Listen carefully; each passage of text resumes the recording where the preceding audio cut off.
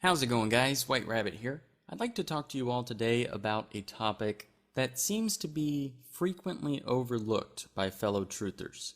And this topic that I'm about to bring up is so crucial to the New World Order's plans that its lies can be found on the pages in textbooks all across America. Its reach of deceit penetrates our society and is continually referenced in movies, TV shows, and literature. It has been the basis of religious beliefs falling to the wayside and has been the foundation on which other belief systems have arose. It is the deepest, darkest secret that the occult and the New World Order have at their disposal, and it is so heavily guarded and protected that even some of the most brilliant minds in history have fallen for its deception.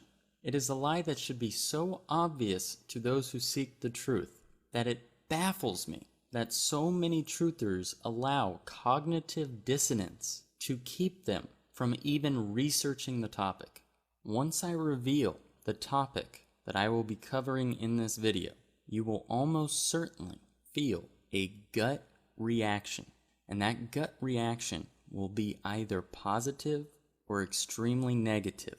And I want you to realize that when you feel that gut reaction, you can be assured that we are dealing with a very serious and important topic. I want you to realize that the only reason so many people fall for this lie is because it has been drilled into your mind throughout your entire life and has been reinforced through repetition, time and time again. Naysayers of this topic have been demonized and mocked, and you will soon realize why. So listen carefully to what I am about to say, and hear me out. Resist the urge to turn off this video and ignore what I am about to say. For most of you, this video will go directly against what you have been led to believe your entire life. Do not let cognitive dissonance keep you from discovering the truth. Folks, the greatest lie ever told to all of us is that evolution is scientific fact. It is not. It is a belief. It is a fundamental religious belief. And in this video, I am going to prove that to you beyond a shadow of a doubt.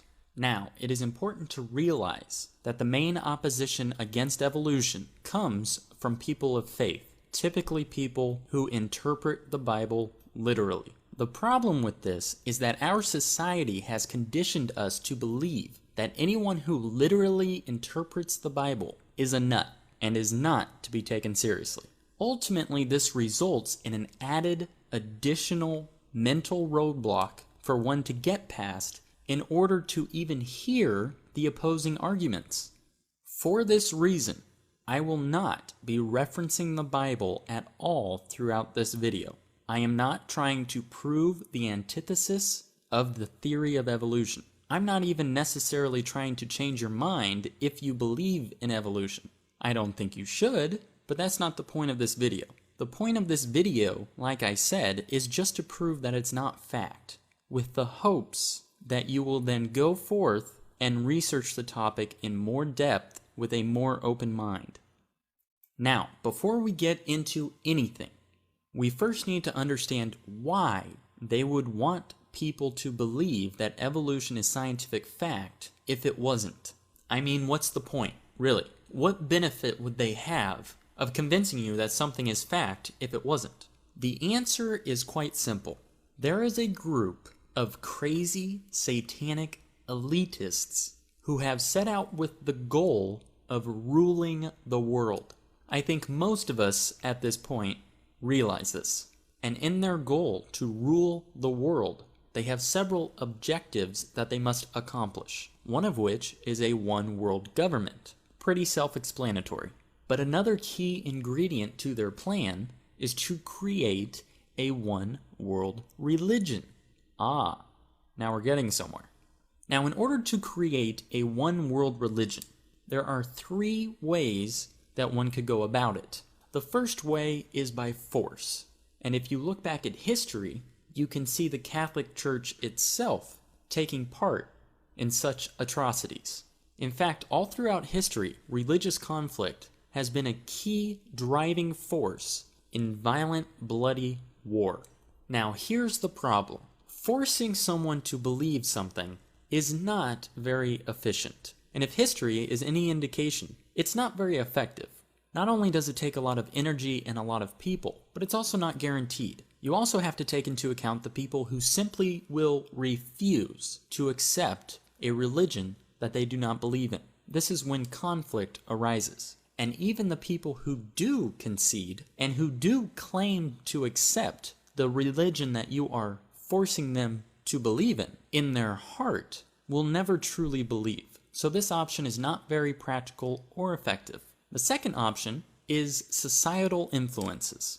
Now, we all know that the elite use the media and Hollywood and all these different mechanisms to change the perspectives and beliefs of the population. However, standing alone, attempting to change someone's religious beliefs simply through societal influences is a long shot at best. So then we come to the third option, and that is convincing people that their religion is wrong, while simultaneously pushing your religion as not being characteristic of a religion at all, but instead a certainty, a fact. The reason this would be the most effective way to approach this is by eliminating any debate whatsoever. Think about it. If your religion contradicts fact, it will only be a matter of time until people stop believing. Now, it is important to understand that evolution did not stem from Darwin.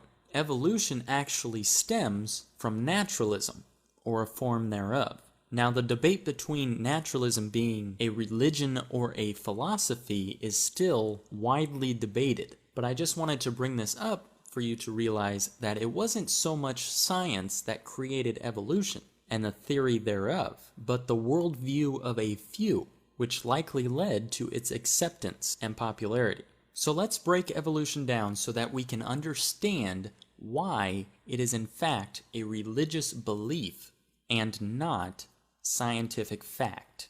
The simplest way to explain this is by defining our terms. Let's look at the word religion.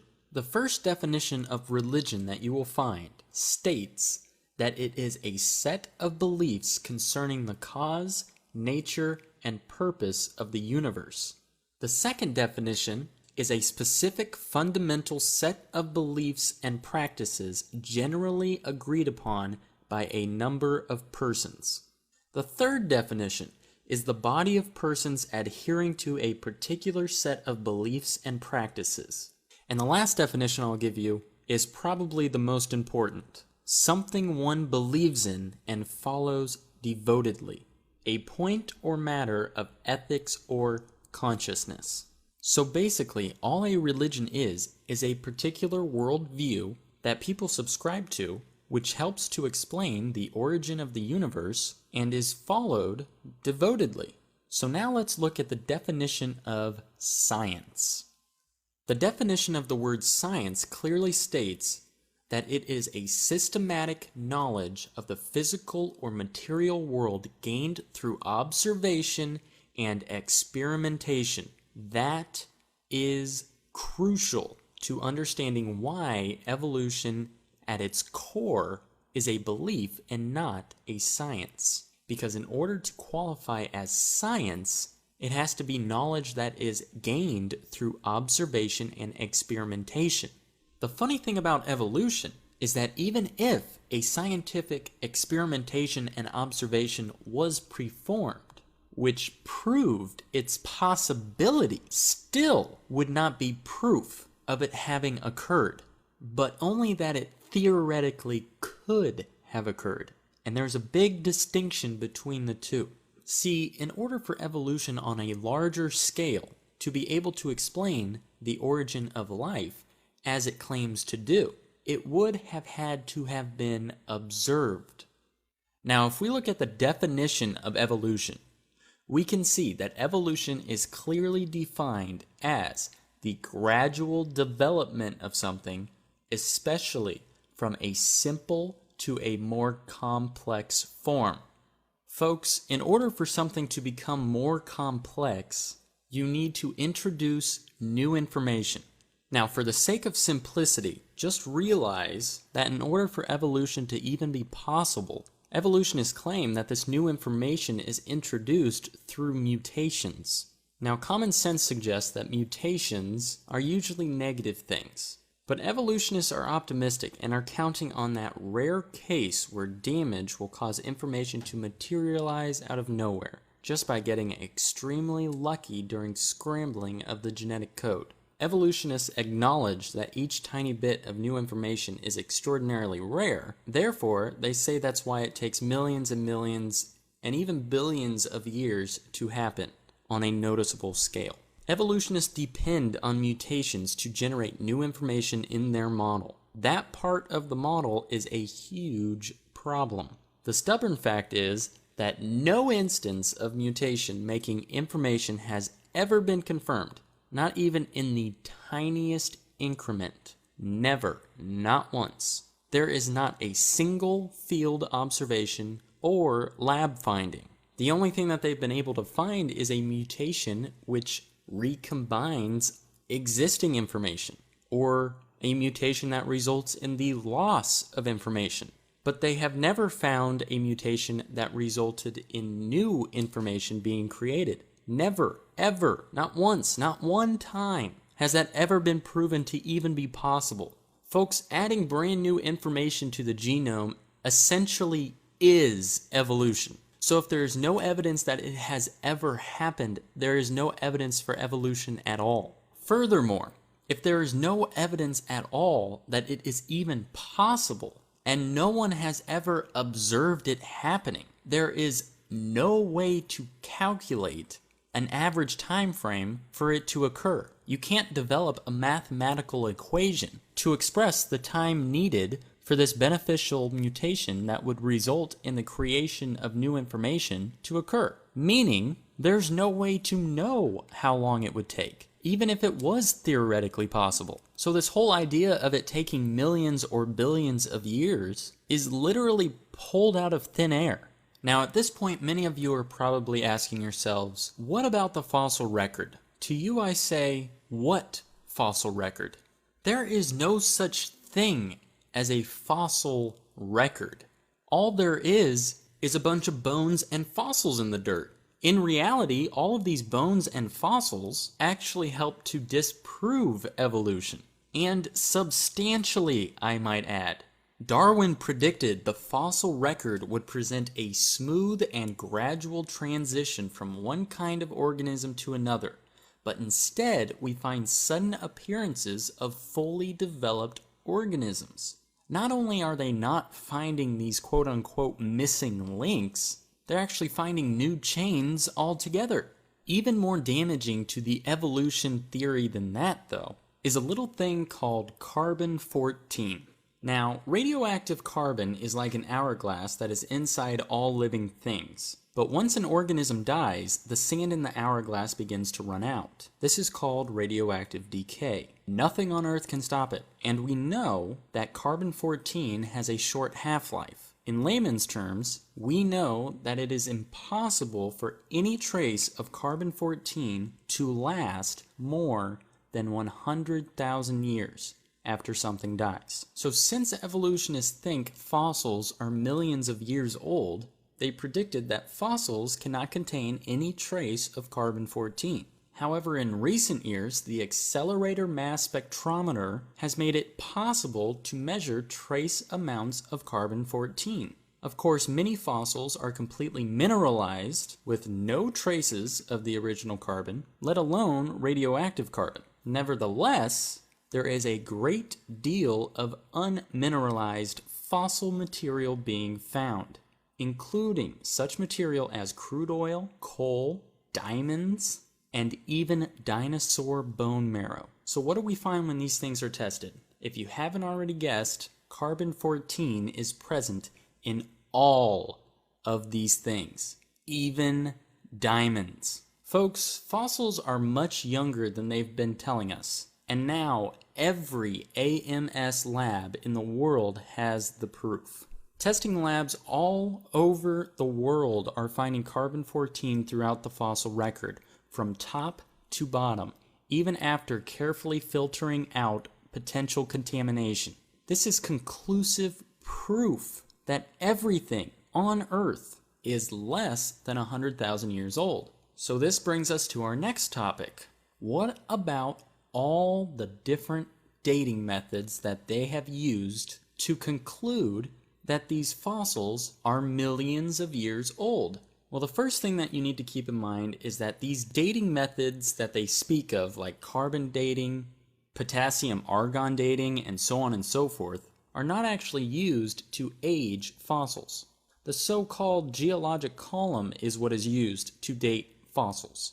The funny thing is, fossils are used to date the geological column, which is obviously circular reasoning and doesn't make any sense, but nonetheless, evolutionists do sometimes refer to these other dating methods, regardless of whether or not you're talking about carbon dating, uranium, thorium, lead dating, rubidium, strontium dating, potassium, argon dating. No matter which dating method you're talking about, they all make wild assumptions on the side of evolution. Let me give you a comparison. All of these dating methods are equivalent to this. Say I had a burning candle that was 8 inches tall and was burning at a rate of 1 inch per hour. If I were to then ask you, when was the candle lit, you would have to make some assumptions. That is essentially exactly how all of these different dating methods work. The scientists that use these dating methods make wild assumptions that cater to the evolution theory. This is important to realize because when they date a fossil using the numbers predicted using the evolution theory, if they were to calculate a number less than what they would expect to corroborate the widely accepted theory of evolution, they throw it out. Folks, the ultimate result in all of this is basically that all these different dating methods are completely and utterly useless. They are equivalent to making up a number off the top of your head. Now, you can research this topic more, and I encourage you to do so. And you will find people who have taken fossils in to be dated by experts, only to get back wildly different numbers. It is completely and utterly unreliable, and is quite frankly an absolute and utter joke. Now, while we're still on the topic of fossils, let's talk specifically about dinosaur bones. Now, evolutionists claim that dinosaurs went extinct 65 million years ago. Now, as I've already explained to you, this idea defies modern science. But nonetheless, they continue pushing this part of their theory. Now, imagine the surprise that the scientific community had when dinosaur bones began to surface which still had soft tissue present in them. Folks, there is no way that soft tissue could survive 65 million years. It is absolute and utter nonsense. Furthermore, they will try and tell you that dinosaurs went extinct long before man. Well, that concept in and of itself is completely flawed if you know anything about history. You can look up ancient cultures from all over the world that all depict and write about dinosaurs living side by side with man. These reports are everywhere. Most notably to some are the Inca stones. But not only that, but it starts to make a whole lot more sense why scientists would be uncovering dinosaur bones that still have bone marrow in them.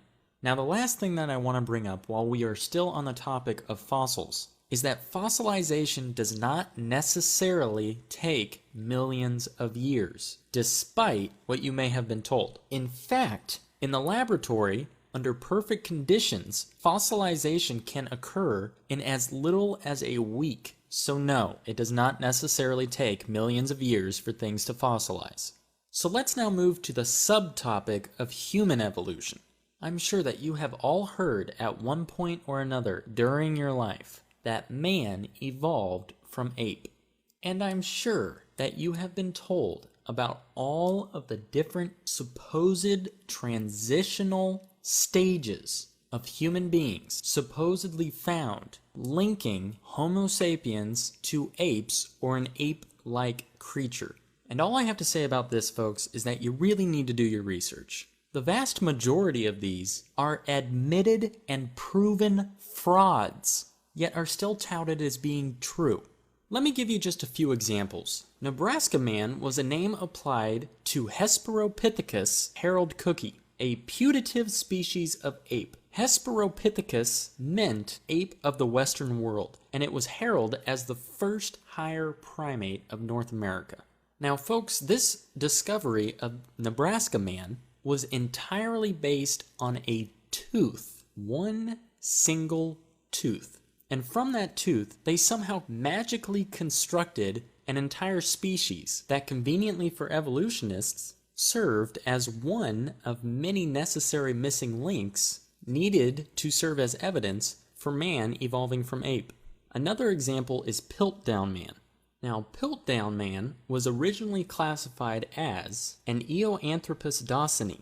Now, the problem with this particular one is that it was discovered to be a forgery in 1953 and consisted of the lower jawbone of an orangutan deliberately combined with the cranium of a fully developed modern human.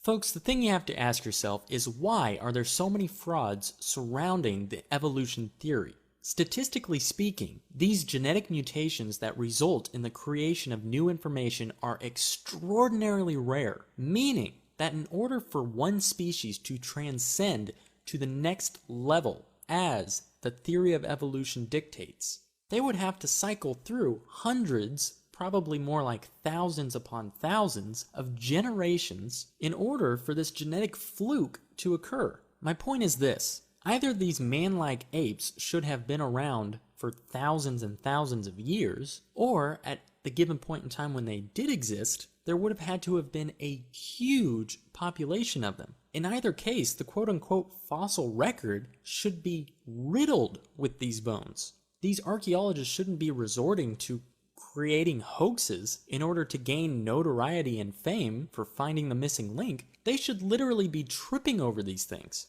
Another one would be Lucy. Lucy was discovered by a man named Donald Johanson and was found in 1974 in the Awash Valley in Ethiopia. It was classified as an Australopithecus afarensis and only consisted of several hundred pieces of bone, representing only about 40% of the skeleton of this supposed missing link. Now, what is highly suspect about this so-called discovery is that Donald Johanson went to Ethiopia with a grant to find the missing link. Now, just 2 weeks before his grant money expired and ran out, he discovered Lucy. Highly motivated, I suspect. Now, Lucy was 3 feet tall and was obviously a chimpanzee of some kind. Now, the skull was completely crushed, so they could not tell anything about the skull. But when they depict her in museums and in textbooks, they make her appear half human and half ape. The supposed knee joint of Lucy was found over 1.5 miles away and 200 feet deeper, and the hands and feet bones were missing. Yet they somehow decide to put human feet on it whenever it's illustrated. Now, one that most of you have probably heard of is Neanderthal Man. Neanderthals are generally classified by biologists as the species Homo neanderthalensis. The problem is, it has been proven that the Neanderthal cannot possibly be a missing link between man and ape. I highly encourage you to do more research on the Neanderthal Man. Unfortunately, there is far too much to get into in this video. But to give you a very short explanation, Neanderthals are actually thought to be superior humans with thicker bones and stronger muscles who actually lived to be very old. They also appear to have a 13% larger brain than modern man. Folks, any way you slice it, Neanderthals are not an intermediate step in the road to create modern man, but can actually be considered one step above modern man. They were smarter, stronger, faster, and bigger than we are today. Now, this brings me to a problem which should be obvious to anyone who supports the theory of evolution and who also considers themselves to be a scientist.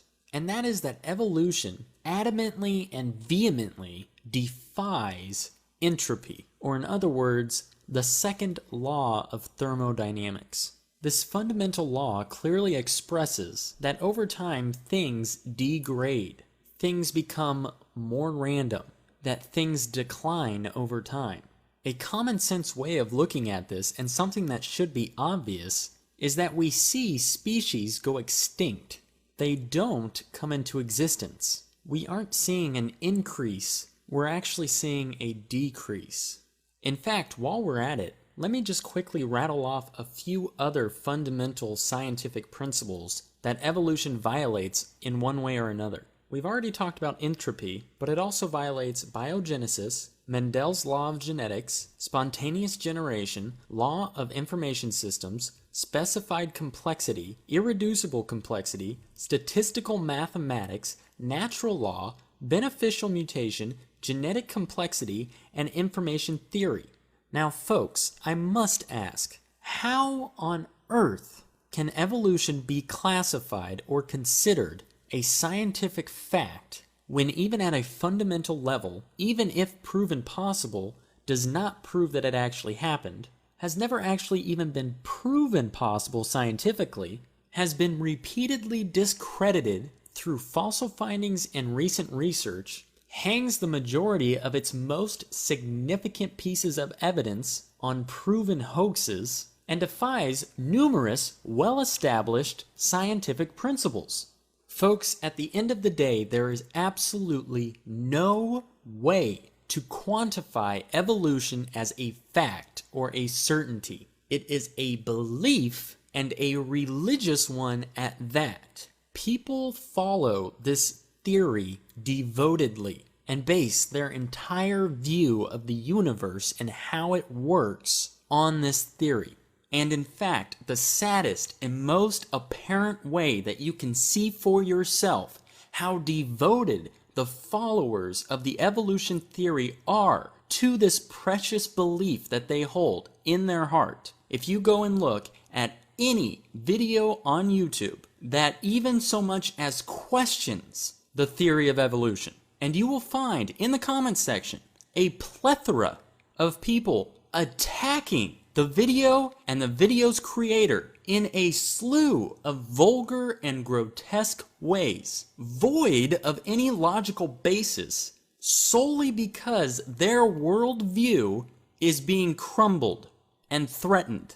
It is a belief, it is religious, and if we are not careful, it will be the foundation on which the one world religion is built.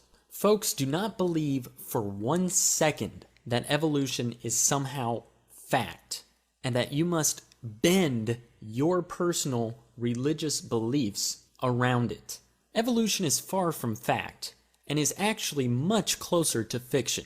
And it's important for me to note here that the pieces of evidence that they conclude are scientifically proven cannot possibly quantify as evolution. And calling them evolution or part of evolution is extremely misleading and deceitful.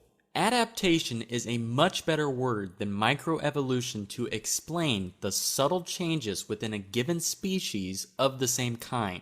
Obviously, animals change over time. That's how we're able to breed different types of dogs or faster racehorses for the Kentucky Derby. That's all done through selective breeding. That has nothing to do with evolution. Now, as we talked about in the beginning of this video, evolution implies the creation of new information. The problem is that every single one of these microevolution cases that they point to in an attempt to solidify their theory all are the result of recombining already existent information or losing information. In none of these is new information being created, which is what is essential for evolution to be true. To explain this on a graph, I've already explained that evolutionists believe that all forms of life evolve, meaning that they are adding complexity, they are adding information.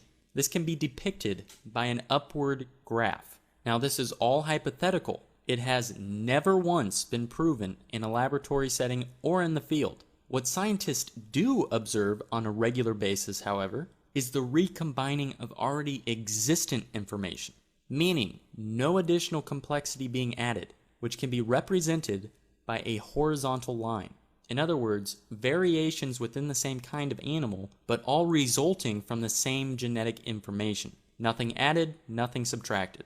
They also occasionally witness mutations that result in the loss of genetic information. This can be represented by a downward slope, or the loss of complexity, the loss of information. Now, sometimes they try and confuse you, and they will point to something that they claim is a beneficial mutation that is actually the result of losing genetic information. But the way that that works is an organism losing a protein that a virus or bacteria attacks. Therefore, if the organism no longer produces and creates that protein, this virus that was attacking them is no longer able to. And they credit that as a beneficial mutation when in reality, it is the loss of genetic information and cannot possibly quantify as evolution. If anything, it's de-evolution. Now, when we look at these graphs, we know that the creation of new information has never once been observed, tested, or proven, even possible. The horizontal line accurately depicts no information being added or lost, while still creating variations within the same kind of animal. Now, the downward slope, as I described, explains the loss of genetic information. Now, the thing with this is, you can't continue losing genetic information and still see beneficial mutations. The vast majority of the time, when you lose genetic information, it's a negative thing. So yes, while scientists can occasionally point to the loss of genetic information being a benefit to a particular animal, not only is that extraordinarily rare, but it actually shows de-evolution. So when we look at this graph and we see what has been proven and what has never been proven, and we look back at these bones of Neanderthal man being uncovered, well, it begins to seem as though we're actually, in a sense, de-evolving. I mean, after all, that is what the science is indicating. Now, my point is that when somebody comes to you and claims that evolution is scientific fact, you can be rest assured that they clearly don't even understand evolution on an elementary level. Evolution has absolutely no proof to back it up, and the evidence that is used to support it is questionable at best. Now, like I said at the beginning of this video, guys, the purpose of this video isn't necessarily to convince you one way or the other. The point of this video is to entice you to go out and do more research. This is a very big topic, and it has many different facets. And so it's going to be a time investment for you to go and educate yourself on this issue. To make it a little easier for you guys, I've put together a playlist that I will leave in the description of this video that has hours and hours of good information debunking the evolution theory and also explaining what the creationist viewpoint is. Now, I didn't talk too much in this video about the creation point of view, but folks, I think you owe it to yourself to really investigate that and do some soul searching and ask yourself, do you believe in evolution because it's right or because you've been told to believe in it? So there you go, guys. Hopefully you got a lot out of this. Like I said, this video only scratches the surface, and I highly encourage you to please research evolution more in depth and give the alternative view of creation a chance. Having said that, if this video didn't strike a nerve with you, then it probably wasn't meant for you. This video is meant for anyone still trapped in believing the lie that is evolution being scientific fact. And so I would ask you, please share this video with anyone you know who has been caught up in the lie that is the evolution theory. This topic is far too important and far too frequently overlooked for us to sit by anymore and allow these lies to keep being perpetuated throughout our society. Please share this video, get the message out there, and if you're new to this topic, please do the research. Research everything you can get your hands on, because I know that as long as you keep researching and you remain impartial and unbiased to the truth you are seeking, you will eventually discover the truth. And if you're anything like me, it will knock you off your feet once you do. If you haven't already, please like and subscribe. Make sure you check out some of my other videos. Thanks, and God bless.